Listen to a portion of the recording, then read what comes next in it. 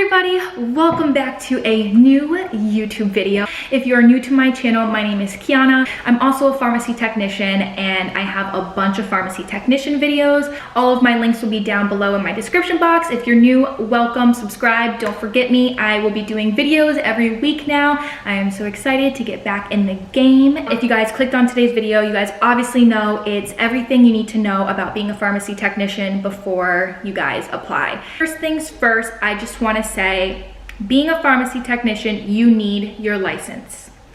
So there's two different licenses. The first license you're going to need is a state license. The state license is something that you'll be provided upon hire. I don't believe it's something that you just go and get beforehand. And there's a PTCB license. Upon hire, you will have to pay a fee. If I'm remembering correctly, it's around $50 to $60, and I believe it's a yearly renewal. That is something that you don't have to worry too much about upon hire. They will help you with all of that stuff. The second thing is the PTCB license. That is the Certified Pharmacy Technician license. This one is wishy-washy. So let me explain for you. For most hospitals, yes, you need a PTCB certification. For some hospitals, you can apply, you can be in a program, or you have a certain amount of time to provide a positive PTCB passing result. And if you don't pass your PTCB exam during that time, you would probably be sent on a leave or something. Like I said, every hospital policy is different, but I know for the one that I currently work at, a lot of people do that. They also have a lot of pharmacy technician trainings in certain hospitals. So they do programs, obviously, and if you sign up within that program at that hospital that you want to work at, then a lot of the times they'll do internships there, and it'll be a little bit easier to be hired at that hospital because they know, like, okay, this person is affiliated through our program. We know that they're up to date on everything that we want as a pharmacy technician. So there's two licenses you will need for hospital retail. Now for retail pharmacy, this is a little bit different. It's not required for retail. For most retail, I worked at CVS. In order to move up in retail, you're going to need your PTCB license. So for an example, I applied for the job,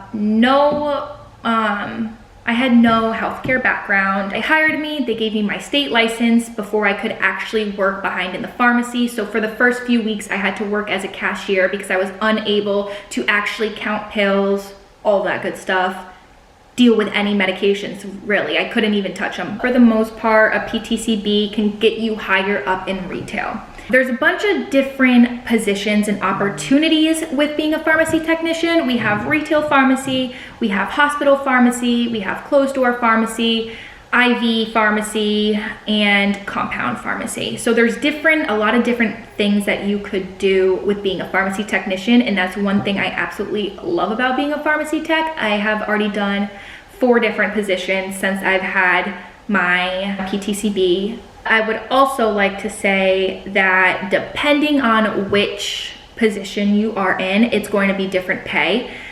I hear so many things about people who don't live in my state who say, like, I'm getting started at $11 an hour. Something else you also really need to consider is what store or what hospital you're going to be working in. So if you're working in a retail pharmacy, let's say CVS it is, and you guys fill 300 scripts a week, you're obviously not going to start that high off with a high pay, if that makes sense, because it's a slower pharmacy.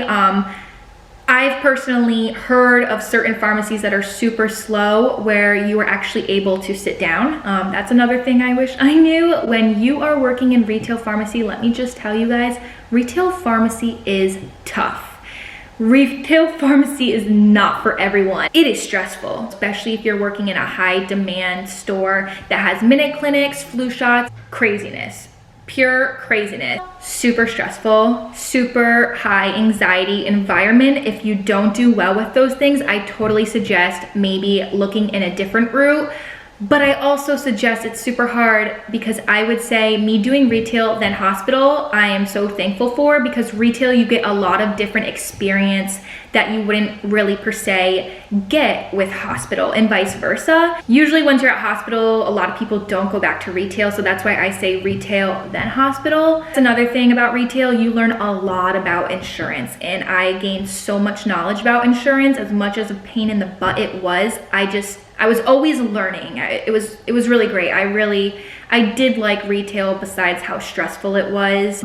Retail is kind of hard on their workers a lot of the time. A lot of people don't feel like they really care too much about us. It's more about like numbers, and how many people are enrolling in things, which is true in my opinion. I would say totally do retail if you can. That gets your foot in the door. You really don't need your PTCB certification for retail, so it totally gets your foot in the door. I think you learn a lot, and it makes you ready for hospital. Something that I totally wish I knew was how stressful retail can really be, but at the same time it can be super rewarding with your with your resume. I learned the most about medications when I was in retail, for sure.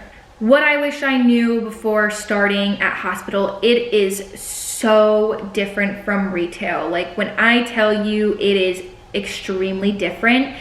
So you're not counting medications all day. You're not even really going upstairs and giving medications to patients unless it's like a stat medication. Hospital is more like you're in a factory, let's say.